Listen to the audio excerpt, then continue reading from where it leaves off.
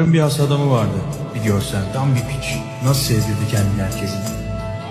Bunun başına bir hal geldi. Yoktu ortalıklarda. Geri geldi. Sonra bunların büyük bir abileri vardı. Yıllarca korudu, kolladı. Arkalarını topladı. O artık emekli oldu. Çok tatlı bir çocukları vardı. Onu görünce herkes gülümserdi. Babası dünya iyisi. Çok hizmet etti. Onlar da gitti. Birini getirdiler. Kimsenin niye burada olduğunu anlamadığı adam. Uzaylı gibi bir şeydi. Onu çok sevdiler. O da sadakat gösterdi. Bir çocuk daha geldi. Biraz sessiz içine kapanık. Ama geçmişinde öyle şeyler yapmış ki bu sessizliğin arkasından fırtına gelirse şaşma. Bunların bir büyük babaları vardı. Zamanında en büyük yaptı bunları. Her şeyi o öğretti. Bu işlerden elini ayağını çekti. Ama hala gölgesi üzerlerindedir. Yani senin anlayacağın çok bulaşılacak insanlar değiller. Zaten senle benle uğraşmazlar.